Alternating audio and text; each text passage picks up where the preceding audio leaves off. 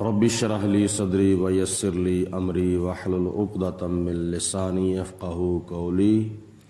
قال اللہ تبارک و تعالی فی القرآن المجید والفرقان الحمید۔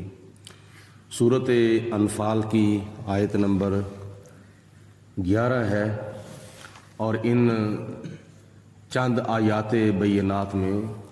اللہ پاک کی ذات بابرکات نے وہ کہ جب میدان بدر کے اندر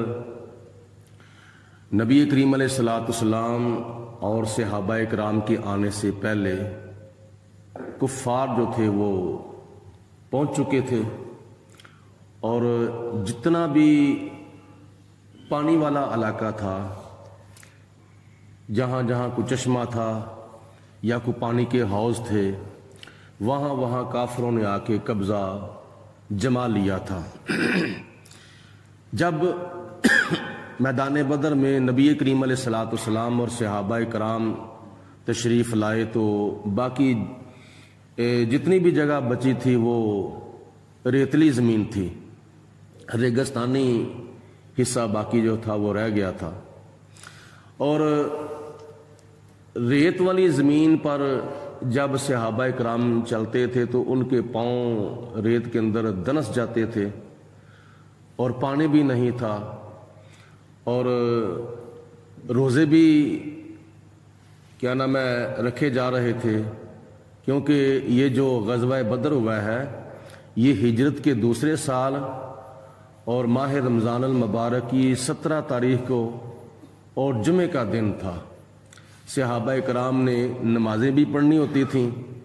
اور روزے بھی رکھے جا رہے تھے، پانی بھی نہیں تھا،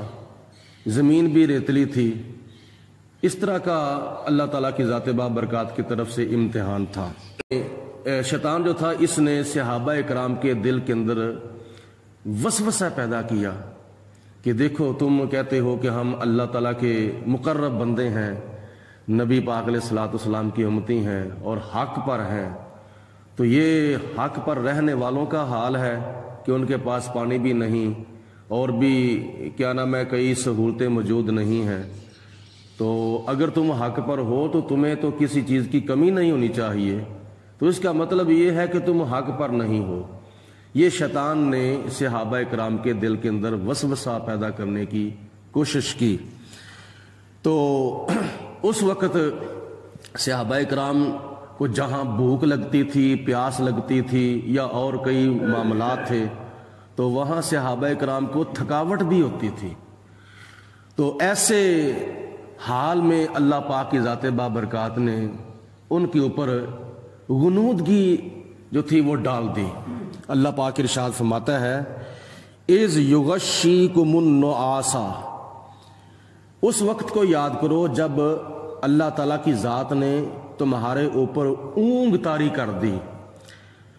نیند یعنی غنودگی تمہارے اوپر ڈال دی، امانتن من ہو، تاکہ اللہ تعالیٰ کی طرف سے تمہارے اوپر امن آ جائے اور تم پرسکون ہو جاؤ، تمہارے اوپر امن جو ہے وہ آ جائے۔ جب بندہ جنگ کے دوران اگر اس کو نیند آ جائے تو یہ اللہ تعالیٰ کی طرف سے سکون ہے، اور نماز کے دوران اگر نیند آ جائے تو یہ شیطان کی طرف سے سستی ہے۔ یہ حضرت عبداللہ ابن مسعود رضی اللہ تعالیٰ عنہ کی روایت ہے۔ تو جنگ کے دوران جس کو اپنی جان کا خطرہ ہوتا ہے اس کو نیند نہیں آتی، اس کو بے چینی چھائی رہتی ہے، اس کو فکر ہوتی ہے کہ کسی وقت میں مجھ پر کوئی حملہ ہو سکتا ہے۔ تو جنگ کے دوران میدان جنگ میں نیند کا آ جانا یہ اللہ کی طرف سے ایک انعام ہے، اور اللہ کی طرف سے سکون اور اللہ کی طرف سے امن ہے۔ اس کا مطلب یہ ہے کہ صحابہ اکرام کو کوئی ڈر نہیں تھا، کوئی خطرہ نہیں تھا کہ ہم مر جائیں گے یا ہمارے اوپر کفار حملہ کریں گے، کوئی ڈر کوئی خطرہ نہیں تھا۔ اگر ان کو ڈر اور خطرہ ہوتا تو ان کو نیند نہ آتی، اور یہ اللہ تعالیٰ کی ذات بابرکات کی طرف سے انعام تھا۔ اذ یغشیکم النعاس امانۃ منہ، اللہ پاک نے اپنی طرف سے صحابہ اکرام جو بدر کے مجاہدین تھے 313، ان کے اوپر غنودگی اور اونگ طاری کر دی تاکہ اللہ کی طرف سے ان کو سکون مل جائے۔ اور جب بندہ تھکا ہوا ہو نا تو اس وقت جب بندہ سوتا ہے تو اٹھتا ہے تو وہ فریش ہو جاتا ہے۔ اس ضمن میں ایک مسئلہ بھی ہے کہ نبی کریم علیہ الصلوۃ والسلام کی سنت ہے دوپہر کو قیلولہ کرنا، مطلب کہ ایک مزدور ہے، مزدوری کر رہا ہے تو تھکاوٹ اس کو ہو چکی ہے، دوپہر کا اس نے کھانا کھانا ہے، تو دوپہر کا کھانا کھا کے چند گھڑیوں کے لیے، تھوڑے سے ٹائم کے لیے اگر لیٹ جائے اور اس کو تھوڑی سی نیند آ جائے چند منٹوں کے لیے، تو یہ نبی پاک علیہ السلام کی سنت ہے، اس کو قیلولہ کہتے ہیں۔ تو جب بندہ تھوڑی سی نیند پوری کر لیتا ہے تو اس کی تھکاوٹ دور ہو جاتی ہے اور اس کو سکون مل جاتا ہے اور پھر دوبارہ وہ کام کرنے کے لیے فریش ہو جاتا ہے۔ اسی طرح صحابہ اکرام جنگ کرنے کے لیے کیا نام ہے فریش ہو گئے اور ان کو اب کوئی تھکاوٹ نہیں تھی، کوئی ان کو بے سکونی نہیں تھی، کوئی ان کو سستی نہیں تھی، جب اللہ پاک کی ذات بابرکات نے ان کو نیند کا غلبہ عطا فرمایا۔ اور پھر اس کے بعد دوسرا انعام اللہ تعالیٰ نے یہ دیا، وَيُنَزِّلُ عَلَيْكُم مِّنَ السَّمَاءِ مَاءً، پھر خدا کی ذات بابرکات نے ان پر آسمان سے بارش برسائی، مینہ ڈال دیا، جو ان کو پانی کی کمی تھی خدا کی ذات نے وہ بھی پوری کر دی۔ اور پھر صحابہ اکرام نے خود پانی پیا، وضو بھی کیا، غسل بھی کیا، اور پھر پانی بچا کے وہاں حوضوں کے اندر جمع بھی کر لیا، اور اس لیے لِيَطَهِّرَكُم بِهِ، تاکہ خدا تعالیٰ تمہیں اس پانی کے ساتھ طہارت و پاکیزگی عطا فرمائے۔ تو طہارت و پاکیزگی پھر وضو کر کے غسل کر کے انہوں نے حاصل کر لی۔ اللہ فرماتا ہے دوسری اس کی وجہ یہ تھی کہ اللہ پاک تمہارے دلوں کے اندر جو شیطان کی پلیدی ہے وہ بھی نکال دے۔ شیطان کی پلیدی کیا تھی؟ جن کے دلوں میں شیطانی وسوسات پیدا ہو رہے تھے کہ یہ کیا معاملہ ہے، پانی نہیں ہے، وضو بھی کرنا ہے، غسل بھی کرنا ہے، پینا بھی ہے، اور بھی کئی معاملات ہیں۔ تو اللہ پاک کی ذات بابرکات نے اس پانی کے ذریعے ان کے دلوں کے اندر جتنی بھی شیطان کی پلیدی تھی، ناپاکی تھی، وہ ساری کی ساری نکال دی۔ وَيُذْهِبَ عَنْكُمْ رِجْزَ الشَّيْطَانِ، تاکہ اللہ پاک تمہارے دلوں سے شیطان کی پلیدی بھی لے جائے۔ وَلِيَرْبِطَ عَلَىٰ قُلُوبِكُمْ، اور تیسرا انعام یہ اللہ پاک نے دیا کہ تمہارے دلوں کو خدا تعالیٰ پکا کر دے، پختہ کر دے۔ وَيُثَبِّتَ بِهِ الْأَقْدَامَ، چوتھا انعام اللہ پاک نے یہ دیا کہ تمہارے قدموں کو خدا تعالیٰ ثابت رکھے، یعنی تمہیں ثابت قدمی عطا فرمائے، تمہیں استقامت عطا فرمائے۔ اللہ پاک کی ذات بابرکات نے ایک تو ان کے اوپر نیند طاری کر دی سکون حاصل کرنے کے لیے، تھکاوٹ دور کرنے کے لیے، دوسرے نمبر پر آسمان سے پانی برسایا، اور تیسرا انعام یہ تھا کہ خدا کی ذات بابرکات نے اس پانی سے ان کا ظاہر بھی پاک کر دیا، ان کا باطن بھی پاک کر دیا۔ اور چوتھا انعام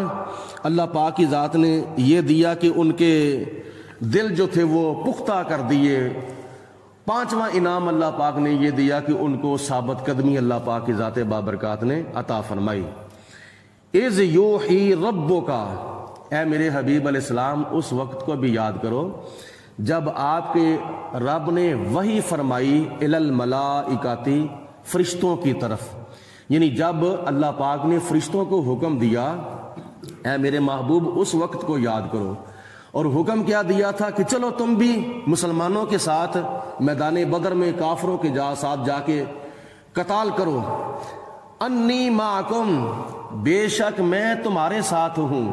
ایک تفسیر یہ ہے کہ اللہ پاک نے فرشتوں کو فرمایا کہ میں تمہارے ساتھ ہوں، اور دوسری تفسیر یہ ہے کہ اللہ پاک نے مسلمانوں کو فرمایا کہ اے میرے مسلمان بندو میں تمہارے ساتھ ہوں، تمہیں گھبرانے کی، پریشان ہونے کی ضرورت نہیں، اور یہ تم نے دل کے اندر خیال نہیں کرنا کہ کافروں کا جو لشکر ہے وہ 1000 کی تعداد کے برابر ہے، اور ہمارا جو لشکر ہے وہ 313 کی گنتی ہے، یہ دل کے اندر خیال نہیں کرنا۔ اور دوسرے نمبر پر یہ بھی خیال نہیں کرنا کہ ان کے پاس کھانے پینے کے لیے بہت کچھ ہے، کھانے کے لیے روزانہ اونٹ ذبح ہو رہے ہیں، پینے کے لیے شرابیں ہیں اور کئی قسم کے مشروبات ہیں، اور ہمارے پاس کیا ہے؟ کچھ بھی نہیں ہے، ہم نے روزے رکھے ہوئے ہیں۔ اور یہ خیال نہیں کرنا انی معکم، میں تمہارے ساتھ ہوں۔ اور تیسرے نمبر پر یہ بھی خیال نہیں کرنا جنگی ساز و سامان بھی بہت ہے، ہمارے پاس 2 گھوڑے 6 زر ہیں، 8 شمشیریں ہیں، یہ بھی خیال نہیں کرنا، پریشان نہ ہو، انی معکم، میں تمہارے ساتھ ہوں۔ تو جب اللہ پاک مجاہدین کے ساتھ ہو تو پھر اس کو کسی قسم کی کوئی کمی نہیں ہوتی۔ فَثَبِّتُ الَّذِينَ آمَنُوا، اے فرشتو تم نے ایمان والوں کو جا کے ثابت قدم رکھنا ہے۔ ثابت قدم رکھنے کا مطلب یہ ہے کہ اے فرشتو تم جا کے نبی کریم علیہ الصلوۃ والسلام سے عرض کرو یا رسول اللہ ہم آپ کی ہیلپ کے لیے آپ کی مدد کے لیے حاضر ہوئے ہیں اور پریشان ہونے کی کوئی ضرورت نہیں۔ اور نبی پاک علیہ الصلوۃ والسلام آگے صحابہ کرام کو پہ فرماتے تھے اے میرے غلاموں، اللہ کے فرشتے بھی ہماری مدد کے لیے آئے ہوئے ہیں۔ یہ ان کا آنا اور صحابہ کرام کے ساتھ مل کر کافروں کو قتل کرنا، یہ مسلمانوں کو ثابت قدم رکھنے کا ذریعہ اور سبب ہے۔ سَأُلْقِي فِي قُلُوبِ الَّذِينَ كَفَرُوا الرُّعْبَ، اور دوسرے نمبر پر پہلے نمبر پر فرمایا میں تمہارے ساتھ ہوں اور فرشتے تمہیں حوصلہ دے رہے ہیں، تمہیں ثابت قدم رکھ رہے ہیں۔ اور اس آیت مبارکہ میں تیسرے نمبر پر خدا نے فرمایا کہ میں ان قریب کافروں کے دلوں کے اندر تمہارا رعب ڈال دوں گا۔ کمزور ہونے کے باوجود، بھوکے اور پیاسے ہونے کے باوجود، روزہ رکھنے کے باوجود، کئی قسم کی نعمتوں کی کمی ہونے کے باوجود، اے میرے مسلمان بندو میں تمہارا رعب، تمہارا دبدبا میں کافروں کے دلوں کے اندر ڈال دوں گا۔ کافر جو ہیں وہ تم سے کیا نام ہے اسلحہ زیادہ ہونے کے باوجود ڈرتے رہیں گے۔ فَاضْرِبُوا فَوْقَ الْأَعْنَاقِ، اللہ تعالیٰ نے اب فرمایا کہ اے میرے بندو تم کافروں کے گردنوں کے اوپر وار کرو، مارو اپنی تلواریں کافروں کی گردنوں کے اوپر۔ وَاضْرِبُوا مِنْهُمْ كُلَّ بَنَانٍ، اور مارو تم ان کے ہر جوڑ پر، یعنی کلّا بنان، بنان کا معنی جوڑ بھی ہے اور بنان کا معنی یہ ہاتھوں اور پاؤں کی انگلیوں کے پورے بھی، ان کو پوروں کو بھی بنان کہتے ہیں، یعنی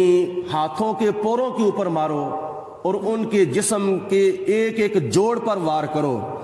یہ اللہ پاک نے فرشتوں کو اور مسلمانوں کو حکم دیا۔ تو جب فرشتوں نے اور صحابہ کرام نے اللہ کے حکم پر عمل کرتے ہوئے کافروں کے اوپر یہ وار کرنے شروع کر دیے، جنگ شروع ہو گئی، تو ذالک بِأَنَّهُمْ شَاقُّوا اللَّهَ وَرَسُولَهُ، اللہ فرماتا ہے کہ یہ سزا ہے، یہ علاج ہے تمہارا، بِأَنَّهُمْ شَاقُّوا اللَّهَ وَرَسُولَهُ،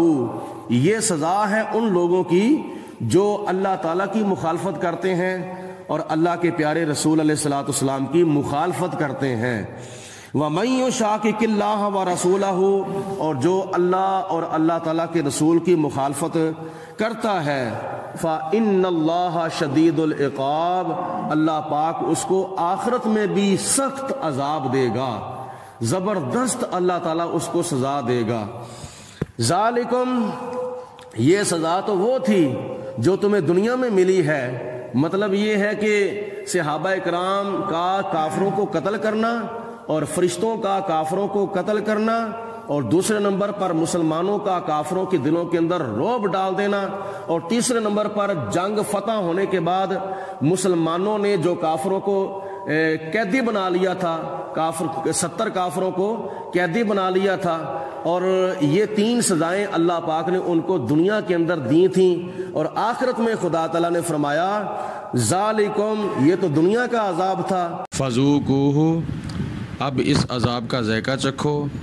وَأَنَّ لِلْكَافِرِينَ عَذَابَ النَّارِ، کافروں کے لیے آخرت میں دوزخ کا عذاب ہے، آگ کا عذاب ہے۔ دنیا کے اندر ان کو سزا یہ ملی کہ مسلمانوں کے ہاتھوں کئی کافر مارے گئے، مسلمانوں کے ہاتھوں کئی کافر گرفتار ہوئے، قیدی بنے، اور مسلمانوں کا رعب کافروں کے دلوں کے اندر ڈال دیا گیا، اور مسلمانوں کو اللہ پاک نے فتح اور کامیابی عطا فرمائی، اور کافروں کو شکست کے ساتھ دو چار کر دیا۔